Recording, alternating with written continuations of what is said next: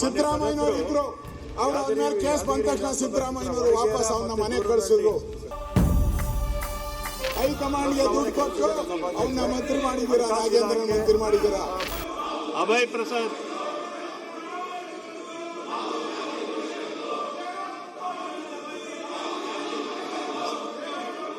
ಸನ್ಮಾನ್ಯ ಅಧ್ಯಕ್ಷರೇ, ಪ್ರಶ್ನೆ ಸಂಖ್ಯೆ 1040 ತಮ್ಮ ಮೂಲಕ ಉನ್ನತ ಶಿಕ್ಷಣ ಸಚಿವರನ್ನು ಕೇಳಲಿಕ್ಕೆ ಬಯಸ್ತೀನಿ. ಸನ್ಮಾನ್ಯ ಅಧ್ಯಕ್ಷರೇ,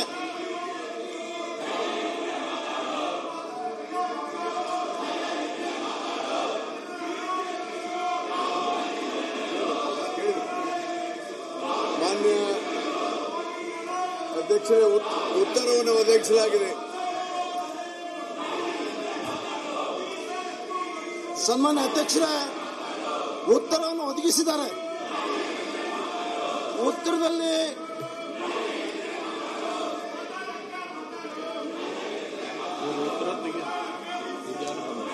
ಉತ್ತರ ಎಲ್ಲಿದೆ ನೋಡಿ, ಅದು ಉತ್ತರ. ಒಂದು ನಿಮಿಷ ಅಧ್ಯಕ್ಷರೇ, ಉತ್ತರ ಯಾಕೆ ಕೂಗಾಡ್ತಾರೆ? ಕೂಡ್ರಿ, ಸ್ವಲ್ಪ ಕೂತ್ಕೊಳ್ರಿ. ಪದ್ಮಶ್ರೀ ಈಗ ಉದಾಹರಣೆಗೆ ಪದ್ಮಶ್ರೀ ಪಾಲ್ಗಾವ್ ದೊಡ್ಡ ವ್ಯಕ್ತಿಗಳು ಬಂದರು. ಯಾರು ಆರ್ಥಿಕವಾಗಿ ಅವ್ರಿಗೆ ಅನಾನುಕೂಲತೆ ಇದೆ ಅನ್ನೋ ವ್ಯಕ್ತಿಗಳನ್ನು ಗುರುತಿಸಿ ಅವರು ಬರೆದುಕೊಟ್ಟರೆ ಸರ್ಕಾರ ಅದನ್ನು ಗಂಭೀರವಾಗಿ ಪರಿಶೀಲನೆ ಮಾಡ್ತಾರೆ. ಒಂದು ಮನವಿಯನ್ನ ತಮ್ಮ ಮುಖಾಂತರ ಮಾನ್ಯ ಸಭಾಧ್ಯಕ್ಷರೇ, ಇವತ್ತಿನ ಸದಸ್ಯರ ಹೆಸರುಗಳನ್ನು ಕೊಡ್ತೇವೆ. ಮಾನ್ಯ ಸಭಾಧ್ಯಕ್ಷರು, ಒಂದು ತಮ್ಮ ಗಮನಕ್ಕೆ ತರೋದು, ಇವತ್ತಿನ ರಾಜ್ಯದ ಮುಖ್ಯಮಂತ್ರಿಗಳಿಗೆ ನಾನು ಒಬ್ಬ ಶಾಸಕನಾಗಿ ಅವ್ರಿಗೆ ಅಭಿನಂದನೆ ಸಲ್ಲಿಸ್ತೀನಿ. ಮೊನ್ನೆ ಒಬ್ರು ಅಂಕೇಗೌಡರ ಅನ್ನುವಂಥವ್ರಿಗೆ ಪುಸ್ತಕ ಮನೆ ಅನ್ನುವಂಥ ಕಾರ್ಯಕ್ರಮಕ್ಕೆ 5 ಕೋಟಿ ಮತ್ತು 2 ಎಕರೆ ಭೂಮಿಯನ್ನು ಕೊಡುವುದಕ್ಕೋಸ್ಕರ ಪದ್ಮಶ್ರೀ ಪ್ರಶಸ್ತಿ ಪುರಸ್ಕೃತರು. ಮಾನ್ಯ ಸಭಾಧ್ಯಕ್ಷರು, ಅವರಿಗೆ ಪತ್ರಿಕೆ ಒಳಗೆ ಘೋಷಣೆ ಮಾಡಿದ್ದಾರೆ. ಅವರಿಗೆ ಈಗಾಗಲೇ ಚಂದ್ರಶೇಖರ್ ಸಾವಿನ ಡೆತ್ ಸರ್ಟಿಫಿಕೇಟ್ ಈ ರೀತಿಯಾದಂತಹ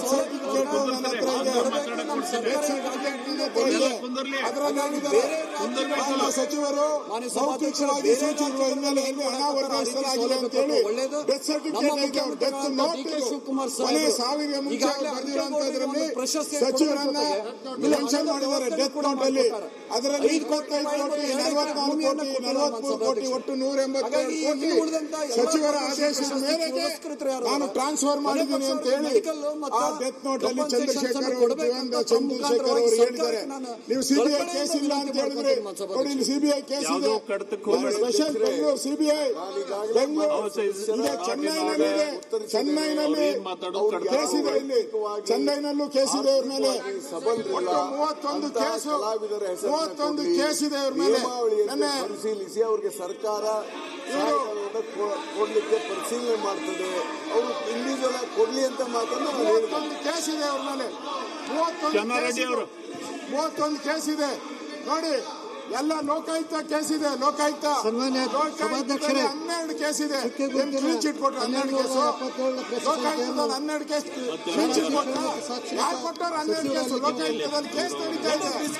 ಇವತ್ತು ಎನ್ಕ್ವೈರಿಗೆ ಗವರ್ನರ್ ಕರೀತಾ ಇದ್ದಾರೆ. ಇವತ್ತು ಎನ್ಕ್ವೈರಿಗೆ ಗವರ್ನರ್ ಕರೀತಾ ಇದ್ದಾರೆ. ಎನ್ಕ್ವೈರಿಗೆ ಗವರ್ನರ್ ಅಪ್ಲಿಕೇಶನ್ ಹಾಕಿದ್ದಾರೆ. ಕೇಸ್ ಇಲ್ಲ ಅಂದ್ರೆ ಎಲ್ಲಿ ಅಪ್ಲಿಕೇಶನ್ ಹಾಕ್ತಾರೆ ಅವರು? ಕೇಸ್ ಇಲ್ಲ ಅಂದ್ರೆ ಎಲ್ಲಿ ಅಪ್ಲಿಕೇಶನ್ ಹಾಕ್ತಾರೆ?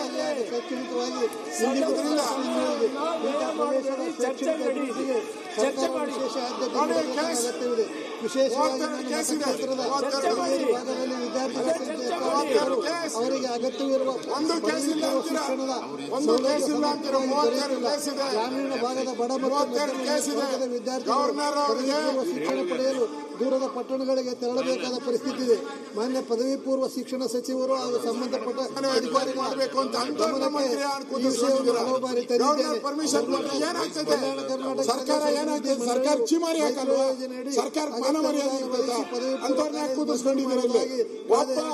ಒಬ್ಬ ನಾಗೇಂದ್ರಗೋಸ್ಕರ ಆದರೆ 2 ವರ್ಷ ಲಕ್ಷಾಂತರ ಕೋಟ್ಯಾಂತರ ದಲಿತರ ಹಣವನ್ನ ತಿಂದವ್ರಿಗೆ ಕೂತಿಸ್ಕೊಂಡ್ರೆ ಆ ದಲಿತರ ಮೋಸ ಮಾಡ್ದಂಗ ಆಗ್ತದೆ, ದಲಿತರಿಗೆ ವಂಚನೆ ಮಾಡ್ದಂಗ ಆಗ್ತದೆ.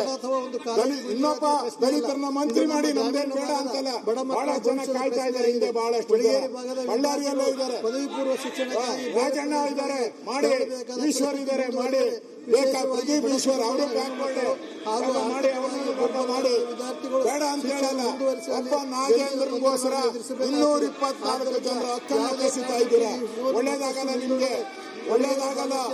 ಇದರಿಂದ ಸರ್ಕಾರಕ್ಕೆ ಕೆಟ್ಟ ಹೆಸರು ಬರುತ್ತೆ. ಯೋಚನೆ ಮಾಡಿ.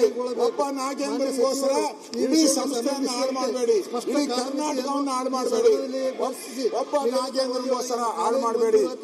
ನಾನು ಸರ್ಕಾರಕ್ಕೆ ವಿನಂತಿ ಮಾಡ್ತೀನಿ, ಆಗ್ರಹ ಮಾಡ್ತಾ ಇದ್ದೀನಿ. ನೋಡಿ, ಇಷ್ಟೊಂದು ಕೇಸ್ 32 ಕೇಸ್ ಇರೋರಿಗೆ ನೀವು ಇಟ್ಕೊಬೇಕು ಅಂತ ಹೇಳಿ ಹಿಂದೆ ಸಿದ್ದರಾಮಯ್ಯನವರು ಇದ್ರು. ಅವ್ರ ಮೇಲೆ ಕೇಸ್ ಬಂದ ತಕ್ಷಣ ಸಿದ್ದರಾಮಯ್ಯನವರು ವಾಪಸ್ ಅವನ್ನ ಮನೆಗೆ ಕಳಿಸಿದ್ರು. ಡಿಕೆ ಬಂದ ತಕ್ಷಣ ಅವನ್ನ ವಾಪಸ್ ಯಾಕೆ ತಗೊಂಡ್ರಿ? ಸಿದ್ದರಾಮಯ್ಯನವರು ವಾಪಸ್ ಯಾಕೆ ಕಳಿಸಿದ್ರು? ಗೌರವವಾಗಿ ಅವನ್ನ ಮನೆಗೆ ಹೋಗಪ್ಪ ಅಂತ ಕಳಿಸಿದ್ರು.